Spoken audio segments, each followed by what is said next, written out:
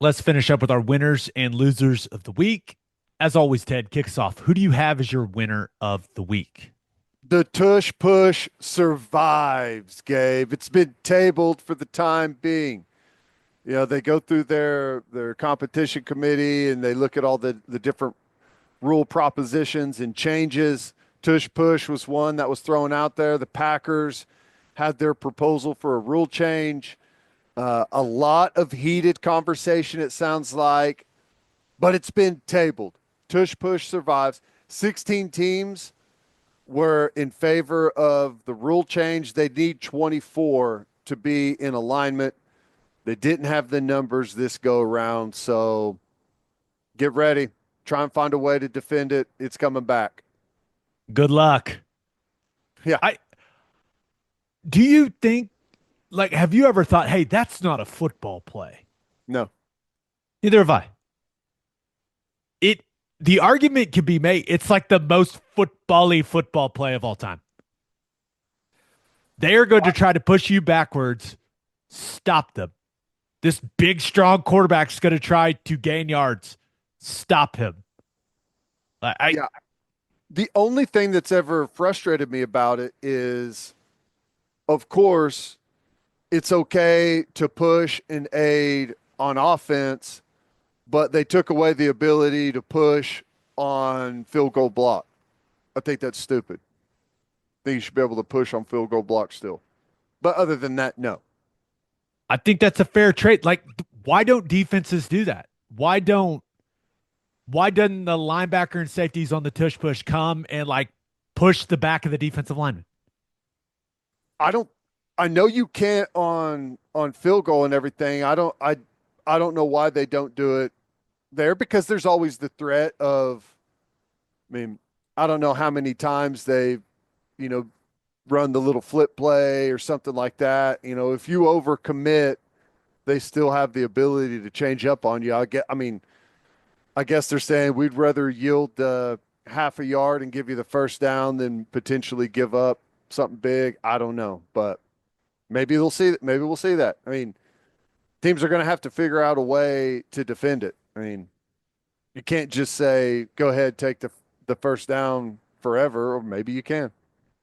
It has been incredibly effective for the Philadelphia Eagles, the Super Bowl champion Philadelphia Eagles. But and maybe I should ask Lane, do you think a small part of all those O linemen were like, dang it, Yeah, please please eliminate ban it. this. Please, please, it's awful. We hate it. There's probably a small part of each one of those guys that was hoping, hey, they made a rule. I mean, it's out of our control. We can't run it anymore, coach. I don't know what to tell you. Well, the NFL, as always, did try to sneak in that they're somehow worried about player safety, and it's just too risky of a play to run. Even though there's no injuries to back that up, they did try and sneak that in as a reason to get rid of it. Yeah, with just there's and that's something that Nick Sirianni has talked about. Like, hey, show me someone getting hurt on the play. Yeah. And I as will far as I disagree can with, tell, it yeah. I will disagree with Sirianni on one thing that he said after they announced that it's going to be okay moving forward. He said it's an exciting play. This is not an exciting play. no, It's not an exciting play. it's not an exciting play at all. It's almost one of those plays where you it very rarely gets stopped. Now it has been stopped a couple times, Mm-hmm. but you almost like, okay, can we just fast forward? Give them the first down. Let's go. Should there be like a yield option for the defense? Like if they line up in the tush push, you can agree to give them the half a yard or 1 yard, whatever it is that they need. It's like an intentional walk in baseball. You just give them the Exactly. signal. All right, go to first, bud. Let's not That's it. waste your time here. Who do you have as your loser of the week? I'm sticking with the NFL rule stuff. Chain gangs. Chain gangs are the loser of the week. Um, they're going to be out there now just kind of as a formality. The measurements are going to be done with the Hawkeye technology. Um, and I know this is like one of the funny things that I hear all the time. I mean, we got all this technology, but we're still using guys with chains to come out and measure for first down and and how can we not spot the ball better? There's way more at play than just where is the football? When is the knee down? When is the elbow down? You can't just use it. It's not just a catch all, but they're going to do the measurements with the Hawkeye. And I got to tell you, I mean, they said it'll be 40 seconds faster. It takes 30 seconds, I think, to use the Hawkeye, and it's 40 seconds faster than using what the typical chain gang takes. I That's not enough time for me. I think that I kind of like the drama in the chain gang coming out and the measurement. Is it short? The players gathering around, first down. Like, I think there's some drama in that, and it's kind of a cool part of the game that's now going to be done with technology. Not a fan. Will we never get the ref bringing the note card out again to see if there's Right. any space there? Guess I not. I rarely say this. We should adopt something they do in tennis, in The football. oh Yeah, they got to do the clap, right? Like the build up to the yeah. Hawkeye reveal when a player in tennis challenges it and they like start a clap and they start cheering. We have to adopt that as football fans, right? And it might be there may be a new little thing that pops up with every team. Everyone's got their kind of their different first down stuff or whatever. Yeah, I mean, that could replace it and that could end up being fun, but I don't know. Call me old school. I like the drama of the chain measurement. I hope we still get it. Is the chain gain at any point they're gonna be like a backup, right? Yeah, they're still going to be out there, but it's it will be. Yeah, I mean, yeah, I guess they're going to keep it that way in case the Hawkeye technology has a glitch. Interesting. May the chain gang's still there, so I'm not gonna say may the chain gang rest in peace because they're still there. It's going Kinda. to be.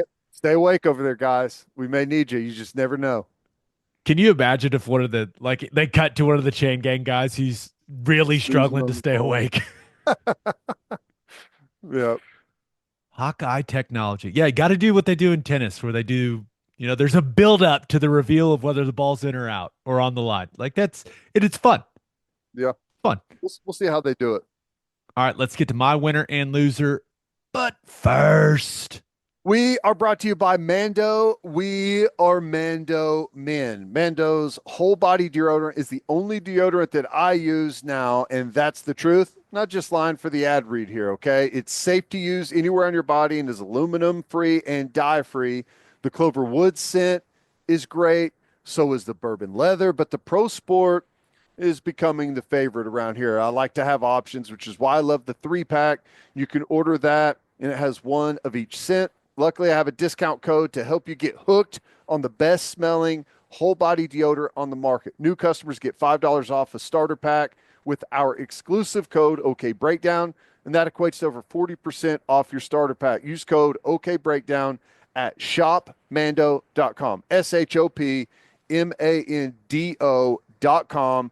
Code OK Breakdown. And please support our show. Tell them that we sent you. Smell fresher, stay drier, and boost your confidence from head to toe with Mando. and Huel Black Edition ready to drink is a meal in a bottle, and one bottle contains 35 grams of protein, 27 vitamins and minerals, and is low in sugar. Go to huel.com/OK Breakdown and use code OK Breakdown for 15% off your first order plus a free gift. Huel is a perfectly balanced meal designed by nutrition experts that takes the guesswork out of healthy eating. Huel has great flavor options with vanilla, chocolate, iced coffee, and my favorite, strawberry banana. Love Strong one. drinking one in between lunch and dinner. Keeps me from reaching for a less healthy option at the house, and it gets me the extra protein in my diet that I want. I really like this one. Just crack it open, chug it. Also, iced coffee in the morning's got a little caffeine in it, so they know what they're doing. A little pick me up there in the morning. You really can't beat the convenience of drinking a bottle of Huel and getting a meal in. Go order this delicious and nutritious product at huel.com/OKBreakdown and use code OKBreakdown for 15% off your first order plus a free gift. That's huel.com/OKBreakdown and use code OKBreakdown. Fuel yourself with Huel. Came up with that one on my own. I like it. Yeah, you like that? Very good. My winner of the week, Trae Young. Let's go. Yes, sir. Now, he's having a great season for the Hawks as well, averaging 24 points per game, 11 and a half assists per game. Another very solid season for a guy that's having an awesome pro career. But he has been hired as OU basketball's assistant general manager. He also gave the program $1 million, which is Big. big time. Very big. Ted, this is awesome. Man, you love to see a guy like Trae continue to be heavily involved with OU basketball because we all know the program needs a little more support, needs some positivity right now, and this felt like a big deal for the program and for Porter. Yeah, I think so. I think it's big for Porter, and uh, I love it. And here's the thing: Trae Young and his family have been incredibly generous in the community in Norman with the Trae Young facility that they built. Awesome, and yeah, this is good, and it comes at a good time. I mean, we need that support, and um, I'm interested to see how tied in he is with it, how much of a hand that he's going to have in some of these, finding players, scouting guys. Curious to see how he weighs in on all that. He is going to be actively involved in recruiting players from high school and from the portal. That's pretty cool. In the press release, his duties were described this way: assisting with the evaluation of high school and transfer portal prospects, as well as helping negotiate player contracts in accordance with the NCAA and conference rules and the team's revenue share budget. He will also assist with the university fundraising initiatives to help grow support for OU men's basketball program. So he's got a lot on his plate, it sounds like. But Yeah. I think the biggest piece of this is he's a Jordan Brand guy now. Remember, he had his signature shoe with Adidas that went away a year or two ago, and now he is a Jordan Brand guy. He is wearing Jordans on an NBA court every single night. He goes out there to play, and we saw with Aaliyah Chavez's commitment the influence that Jordan Brand had on that whole situation. I have to imagine Trae is going to work closely with Jordan Brand to where they can get some of the guys that they have their eye on playing at Oklahoma, wearing a Jordan Brand jersey and wearing Jordan Brand sneakers. Yeah. I think that's the biggest, like when I was looking at the situation as a whole, I go, that's where Trae's going to be, he's going to have a big role, is that relationship with Jordan Brand, with OU, and then going out and convincing prospects that Jordan Brand's something you want to be a part of. It's pretty amazing, honestly, how influential the Jordan Brand still is on basketball after all these years. I mean, that's still a huge deal and a huge asset that Oklahoma has. And yeah, it's one of the advantages that we have over a lot of people, and it's a big deal. And I like that. I like that it's all aligning nicely, and we can leverage that Jordan Brand stuff for all it's worth, because it is a big competitive edge. Need to get Blake Griffin involved. He was a Jordan Brand guy as well. He's still all over the place. He's on all these commercials for March Madness. We got to get Blake more in the fold. Agree. Assistant to the assistant GM. That's right. I think Blake he's a perfect guy to with the way that college basketball functions now. I think you got to get Blake more involved. Maybe you can get a guy on a Red Lobster commercial with him. Those commercials are so funny. I laugh every single time. He's always been so good at all of that stuff. He's fantastic. I do have a quick question for you. Okay. So we've seen this assistant, just general manager role with Trae Young. Remember Steph Curry is doing it with Davidson as well. It made me wonder, does something like this make sense for OU football? Like where you bring back a former player or even a guy that's still playing that helps you recruit. I think the name on the top of every OU fans list would be Baker Mayfield, right? Oh yeah, easily. And he already helped. Remember, he called John Mateer and helped with that whole situation. Yep. So No, maybe he's already doing it. he's But doing it, but like to have it as an official in title type of deal, yeah, I think that would be great. Baker's definitely the one because he's just got that pull. He's got that personality. Everyone knows who Baker is, and right now he's maybe at his like Oklahoma fans have always loved him. He was a lightning rod player for a long time, and it feels like he's not the lightning rod guy anymore. The amount of haters far surpassed by the amount of fans.